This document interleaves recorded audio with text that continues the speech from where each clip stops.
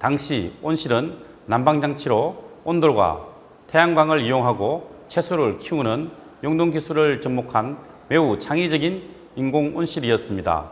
이런 기술을 발전시켜 남극에 식물공장을 만들어 애호박찌개를 끓여 먹을 수 있는 수준에 이르렀습니다.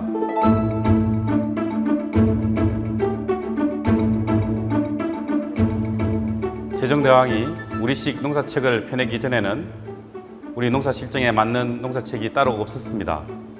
그렇기 때문에 우리나라 기후와 토질에 안 맞는 중국의 농사책을 이용해서 농사를 지었고, 이러한 이유로 우리나라 농업 생산량은 현저히 낮았습니다.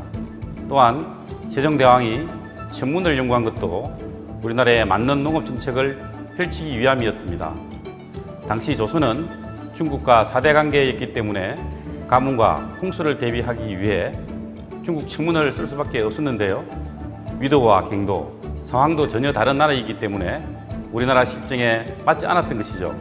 결국 우리 절기에 맞게 실정상 내외편이라는 달력을 만들었습니다. 세종대왕의 농업에 대한 열정으로 수확량은 4배가 늘어났습니다. 농업에 필요한 과학기구 발명과 기술 개발로 농업 생산성을 획기적으로 높여 백성을 편안케 한 것입니다.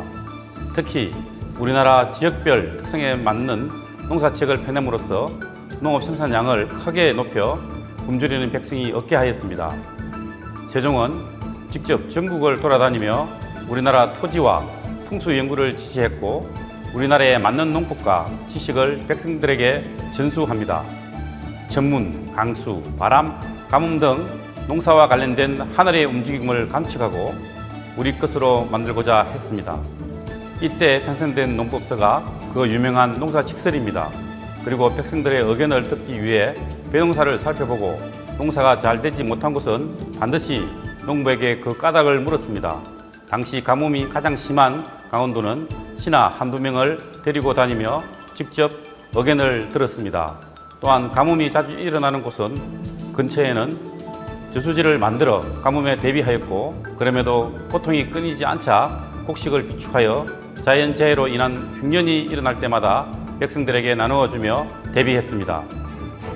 심지어 고조에 명령하여 창구를 열어 구제하게 하고, 만약 한 백성이라도 굶어 죽는 자가 있다면 감사나 수령이 모두 지시를 위반한 것으로서 죄를 물을 것이라고 명했습니다.